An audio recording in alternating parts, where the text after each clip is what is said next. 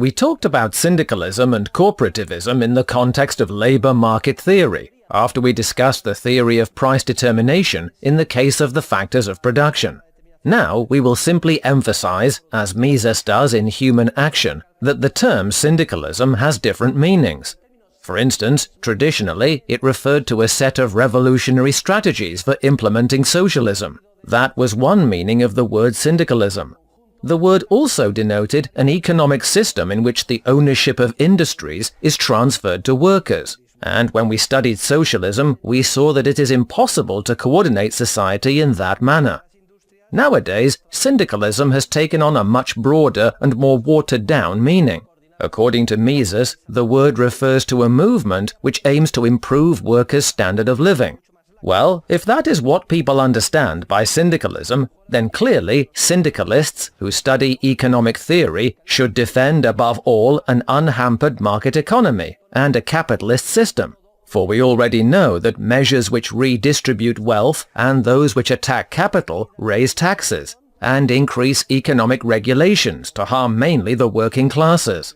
The only way to achieve steady, sustainable growth in workers' standard of living is through a free market economy. As you already know, in a market economy, workers tend to be paid the discounted value of their marginal product, that is, the value of their contribution in the production process. And therefore, what workers need to be more productive and earn more is more well-invested capital available per worker. Consequently, the person to woo is the capitalist, so that he will save, and the entrepreneur, so that she will invest that savings wisely in an environment free of credit expansion. In this way, we will be increasingly productive, and hence we will earn more and more. The traditional measures of clumsy, short-sighted syndicalism, which have supposedly been aimed at improving workers' living standard, are all counterproductive.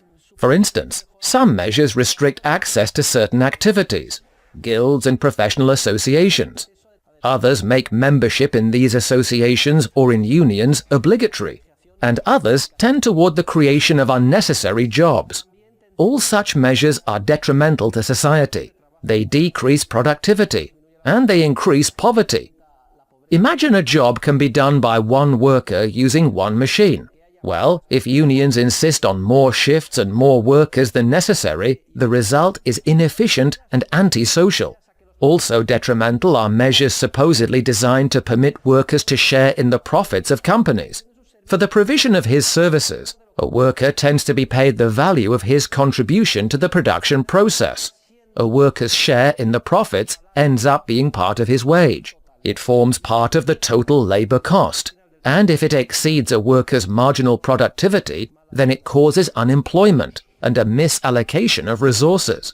In short, if people truly and in good faith wish to pursue the syndicalist idea of improving the living standard of the working class, what they must do is to work toward a free market economy in which the accumulation of capital is encouraged.